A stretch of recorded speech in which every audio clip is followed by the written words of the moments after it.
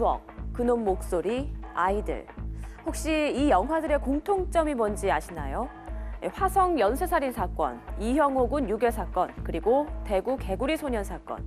우리나라의 3대 미제 사건으로 불리는 살인 사건을 소재로 만든 영화들입니다. 이 영화들 외에도 약촌 오거리 살인 사건을 다룬 영화 재심도 있습니다. 그런데 앞서 소개한 세 편의 영화와 이 영화에는 차이점이 있는데요. 모두 실제 살인 사건을 모티브로 만든 영화지만 엔딩이 다르다는 겁니다. 앞서 세 편의 영화는 범인을 잡지 못한 걸로 영화가 끝나지만 영화 재심에서는 진짜 범인을 잡게 되는데요. 영화의 엔딩을 각색한 게 아닙니다. 실제 사건의 엔딩이 그랬습니다. 이렇게 약촌 오거리 사건만 엔딩이 다를 수 있었던 데는 6살 꼬마의 희생이 있었습니다. 황산을 뒤집어 쓰는 고통 속에 생을 마감해야 했던 꼬마 태환이, 그리고 태환이와의 약속을 지키기 위해서 15년간 고군분투했던 부모의 간절함과 절박함은 살인죄 공소시효를 폐지시켰는데요. 덕분에 또 다른 태환이의 억울함을 풀어줄 수 있는 계기가 된 겁니다. 살인죄 공소시효 폐지로 1명, 2명 밝혀지는 미제 살인 사건의 범인들. 오늘은 이들을 단죄할 살인죄 공소시효 폐지, 태환이법에 대해서 알아보겠습니다. 아는 만큼 보인다, 이럴 땐 이런 법. 1999년 5월 20일 오후 대구의 어느 골목길에서 발생한 의문의 황산 테러 사건. 피해자는 불과 6살짜리 어린이였다. 정체 모를 한 남성이 강제로 입을 벌리고 쏟아부은 고농도의 황산은 아이의 얼굴과 몸, 장기까지 녹여버렸고 49일간 고통 속에 몸부림치다 끝내 숨지고 말았다. 사건 발생 15년. 이 사건은 안타까움만 남긴 채 공소시효의 보호막 뒤로 사라졌다.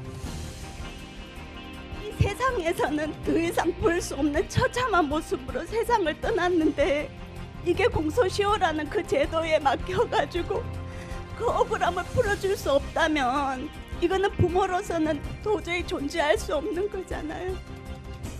2015년 7월 31일 공포된 살인죄 공소시효 폐지. 태안이의 죽음은 또 다른 태안이의 억울함을 풀 수 있는 계기가 됐다.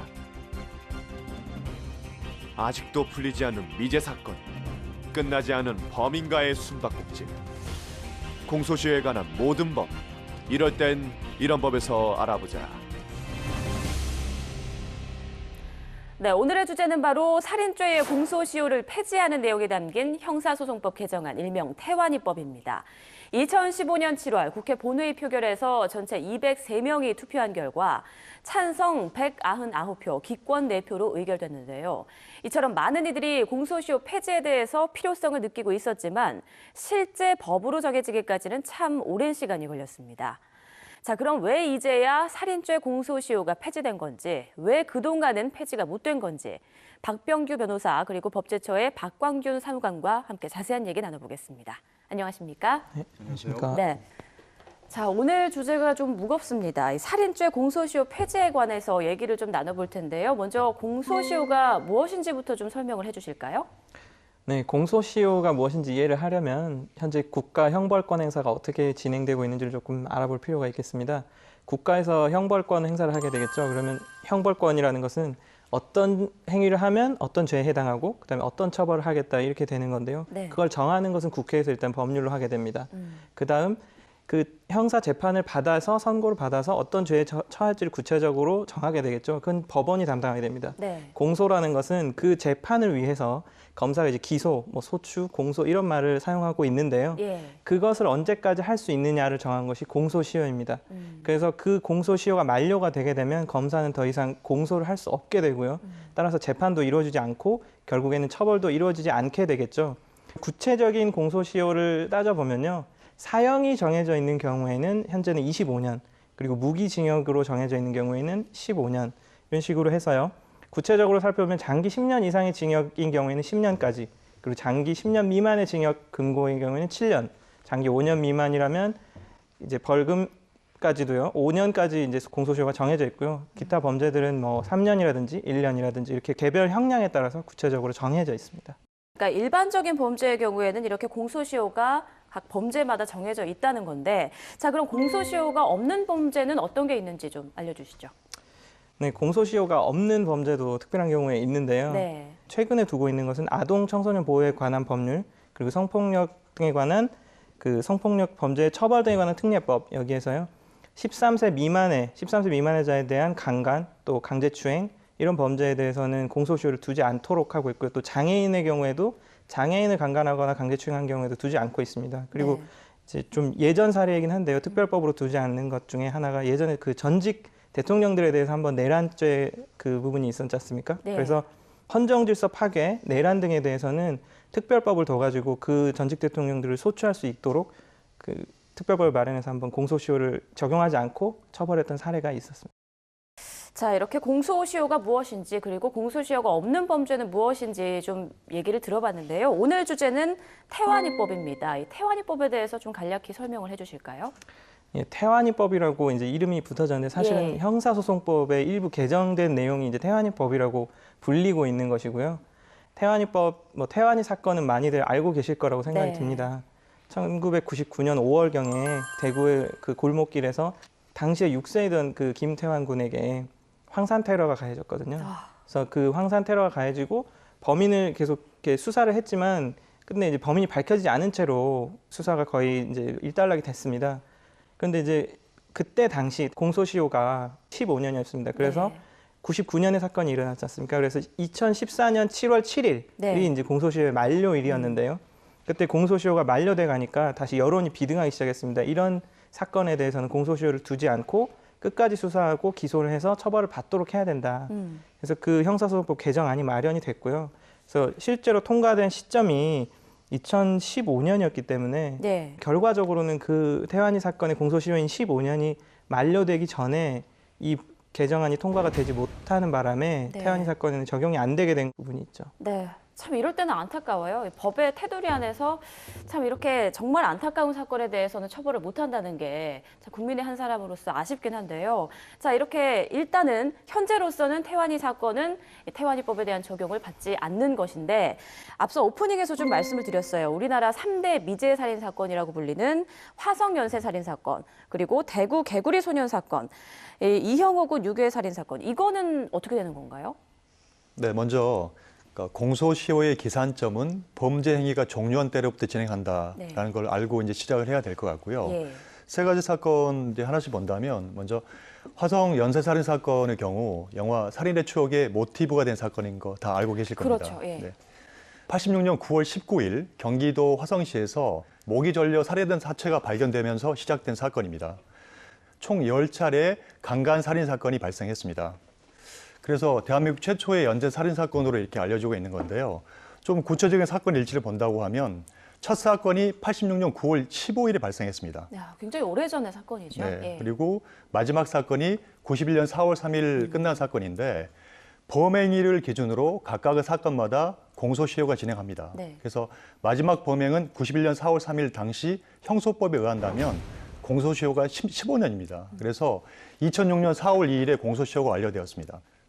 다음으로 두 번째 미제 사건으로 대구 개구리 소년 사건이 있는데요. 91년에 대구에 살던 5명의 초등학생이 개구리 찾으러 갔다가 집을 나섰는데 실종이 되었다가 장장 11년 뒤인 2002년 9월경 인근 부근 야산에서 이렇게 맞아요. 시체로 발견된 사건 다 아실 네. 겁니다.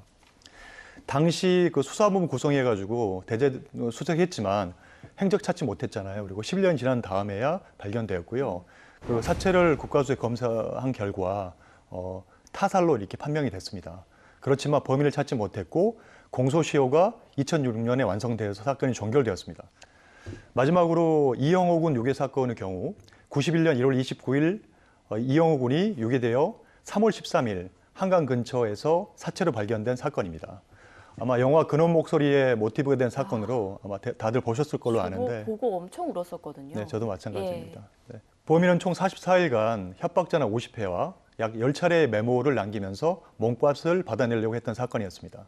문제는 형사들이 위치를 혼동하는 바람에 범인을 놓치고 말았습니다.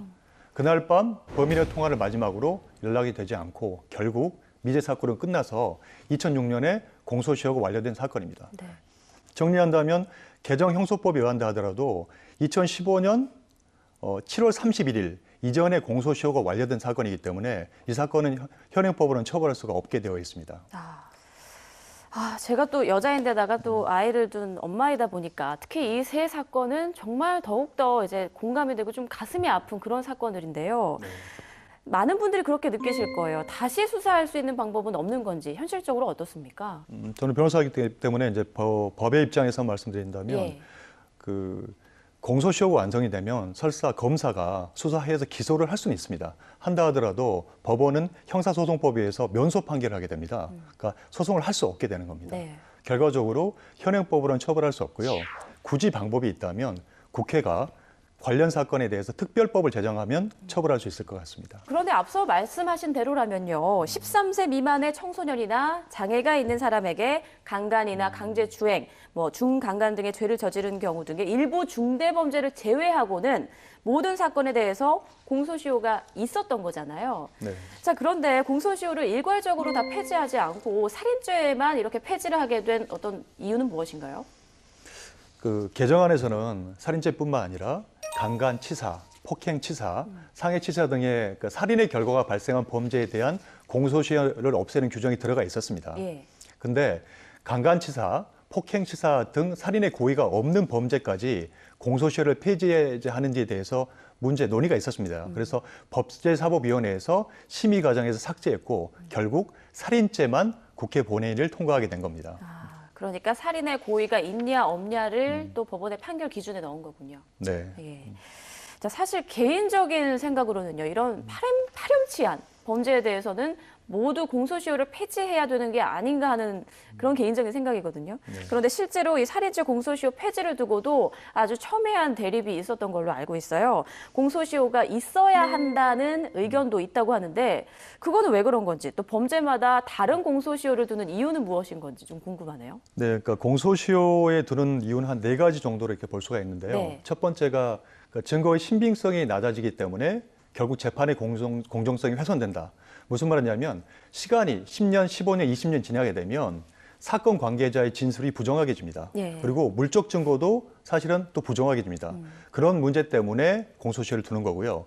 두 번째는 범인을 잡지 못한 책임을 사실은 국가에 있는 건데 예. 그걸 범인에게만 전가시키는 것도 문제가 있지 않냐 이런 논의가 있고요. 세 번째는 범죄에 따라 공소시효 기간이 좀 다른데 범인이 장기간 10년, 15년, 20년 동안 도피 생활을 하면서 겪는 정신적, 육체적 등등의 불안감, 공포심이 있지 않습니까? 예. 이런 것도 응보의 효과가 있다. 이런 식의 이제 취지가 있고요. 마지막으로 상당한 기간 기소되지 않고 지냄으로써 형성된 현재의 사실 상태를 존중할 필요가 있다라는 4가지 근거에 의해서 공소시효 제도를 두고 있는 겁니다. 네. 변호사님 설명을 듣고 나니까 공소시효가 또 왜 필요한지 어느 정도 이해가 되네요. 네, 그러니까 일반인들 예. 생각은 공소시효는 아예 없애자고 하긴 하는데 실무적으로 이런 부분이 있기 때문에 모든 범죄에 대해서 없앨 수는 없는 것 같습니다. 네, 그렇군요. 자, 이렇게 제정된 태완이법 성과를 속속 내고 있습니다. 살인죄 공소시효가 폐지되면서 장기 미제 사건의 범인들이 속속 잡히고 있어요. 네, 맞습니다. 네. 그러니까 태안이법, 즉 살인죄 공소시효 폐지법이 시행되면서 장기 미제 사건이 많이 풀리고 있습니다. 한 몇 가지만 설명을 드릴 건데요. 대표적인 게 드들강 여고생 살인 사건. 네. 태안이법 적용 첫 사례라고 하는데요. 예. 2001년 2월 4일 나주시 드들강에서 17세 여고생이 성폭행을 당한 뒤 숨진 채 발견된 사건입니다. 2012년 대검찰청 유전자 감식 결과 피해자 체내에서 검출된 체액이 다른 강도 살인으로 복역 중인 김모 씨의 DNA와 일치해 재수사했습니다. 예. 그러나 증거 부족으로 증거 불충분, 무혐의 처분해서 미제 사건으로 보류된 상태에 있다가 태안이법 시행으로 2016년 2월 다시 검경이 재수사해서 예. 증거 보완해서 결국 2016년 8월 5일 강간살인죄로 기소한 사건입니다. 저 그런데 궁금한 게 있는데요. 이렇게 재수사를 하는 경우가 있잖아요. 시간이 네. 한참이나 지나서. 이런 거는 어디서 결정을 하는 건가요?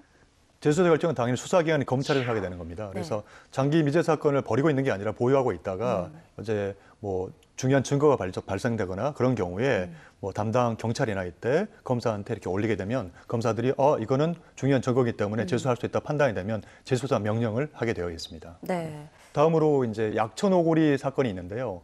2000년 8월 10일 날 익산 약천 오거리에서 택시 기사가 살해당하는 사건이었습니다. 근데 안타깝게 최초의 목격자가 실제로 죄가 없었음에도 불구하고 유죄 판결을 받고 10년형을 받고 복역한 사건이었습니다.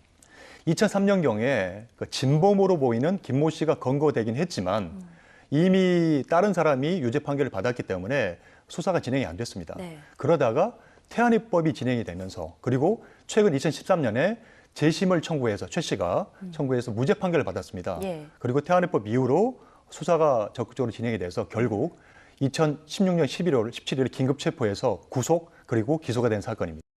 정말 태완이법이 많은 성과를 냈네요. 네, 성과를 내고 앞으로도 많은 예. 성과가 있을 것 같습니다. 자, 그런데 이런 태완이법이 실제 범죄자들에게도 어떤 심리적인 압박이나 이런 영향을 미칠까요? 미친다고 봅니다.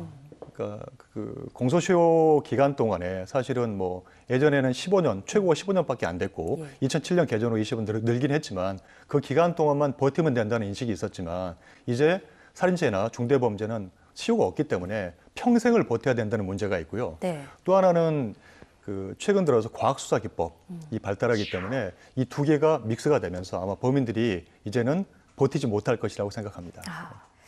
자, 이 법이 바뀌고 살인죄 공소시효가 폐지되면서 여기저기서 이제 미제 살인 사건의 진범이 잡혔다는 소식이 이렇게 들려오고 있는데요. 그런데 하지만 우리가 오늘 이야기하고 있는 이 태완이법의 정작 태완이는 자신에게 무슨 일이 일어났는지, 자기 몸에 부어진 게 무엇인지, 왜 앞이 안 보이고 온몸이 뜨거웠는지 과연 알 수 있었을까요? 살인죄 공소시효가 폐지된 게 정말 다행스러운 일이긴 하지만 형벌 불소급의 원칙으로 인해서 이런 잔인한 범죄의 가해자가 처벌을 받지 못한다는 현실이 안타깝기만 합니다. 모든 공소시효가 폐지될 수는 없겠지만 적어도 이런 흉악범죄를 일으킨 범죄자는 반드시 그에 맞는 벌을 받아야 하지 않을까요? 태완이 사건도 다시 수사할 수 있는 날이 꼭 왔으면 좋겠습니다.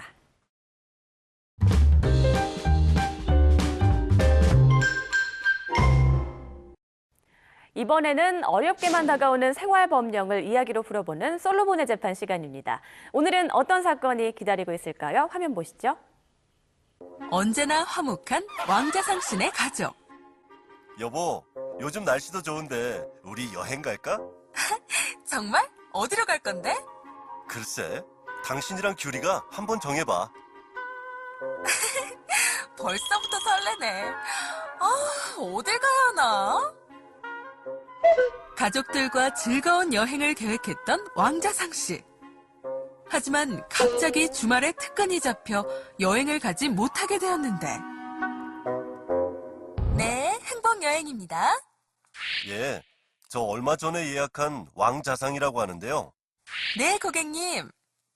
다름이 아니라 제가 사정이 생겨서 여행을 못 가게 돼서 예약한 상품을 취소하려고 합니다.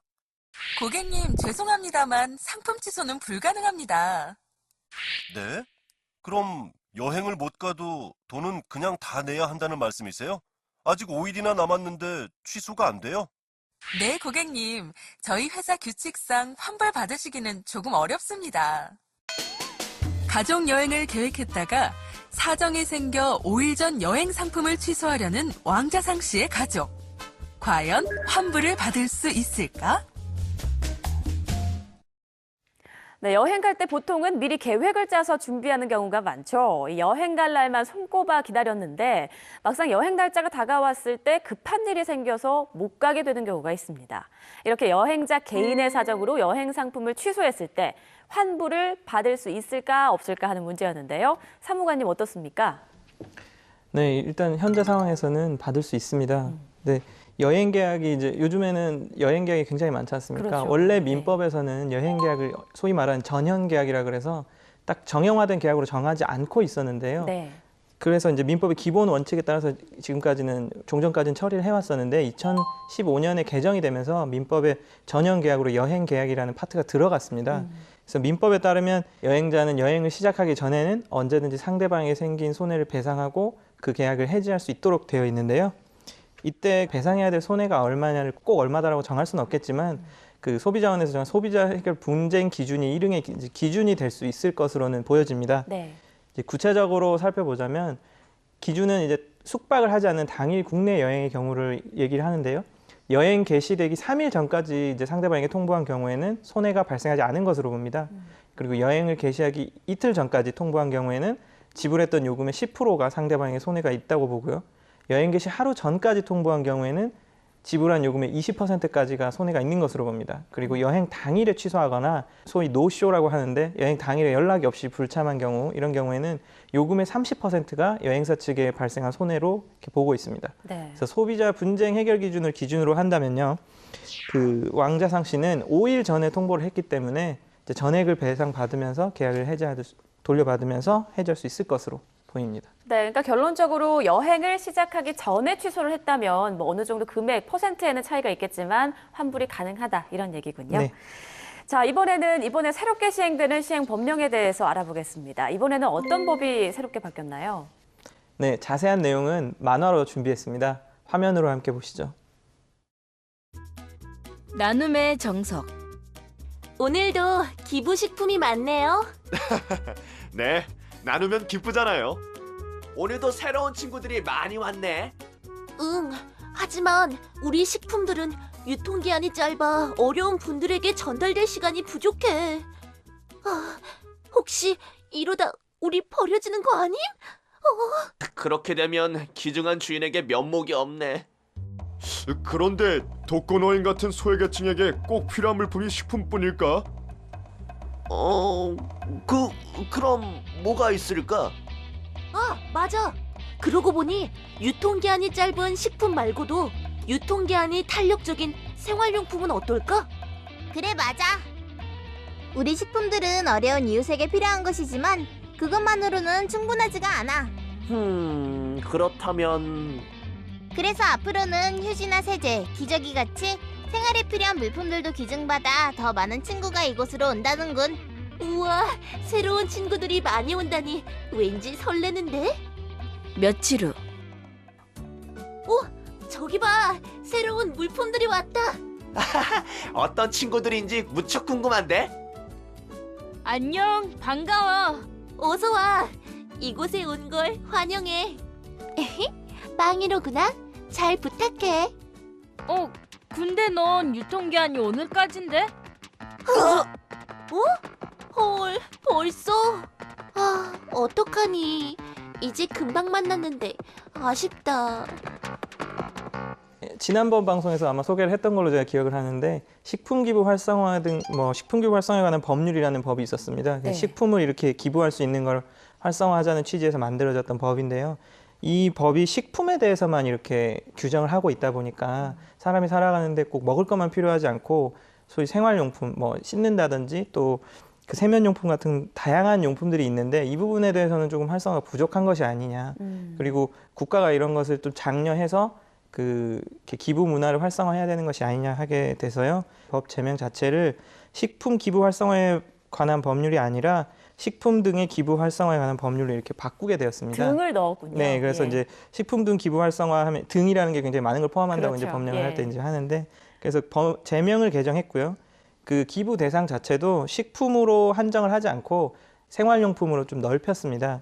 그리고 이제 기부를 한다는 것은 사실은 국가가 뭐 기부를 하라고 해서 하고 하지 말라고 해서 하지 않게 되는 그런 게 아니고 사실 자유로운 영역인데 네. 국가가 그래서 활성화를 시키는 거거든요.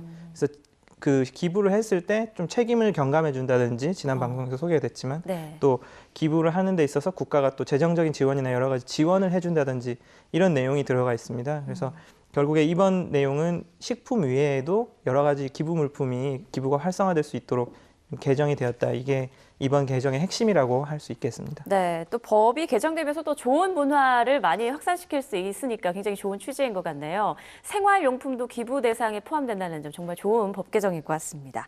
우리 집에 보면요, 이사할 때 받았던 휴지나 이런 게 정말 좀 많이 쌓여 있잖아요. 이런 물건들 집에 방치하지만 마시고요. 이렇게 기부를 하면 절약도 할 수 있고 어려운 이웃들도 도울 수 있고 일석이조의 효과를 거둘 수 있지 않을까 하는 생각이 드네요.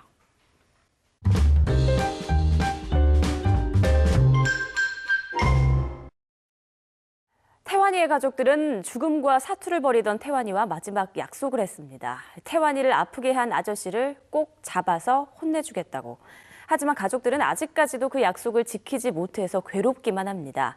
비록 태환이 사건은 영구 미제 사건으로 남아서 가해자를 처벌할 수 없게 됐지만 태환이 부모님이 태환이와의 약속을 지키기 위해서 했던 노력은 또 다른 억울한 태환이가 생기지 않게 하는 계기가 됐습니다. 앞으로도 계속해서 그동안 해결되지 못한 미제 사건이 속속 해결된다면 우리 태환이의 억울함도 조금이나마 풀리지 않을까요? 오늘 이럴 땐 이런 법은 여기까지입니다. 네, 함께 이야기 나눠주신 두 분 고맙습니다. 수고하셨습니다.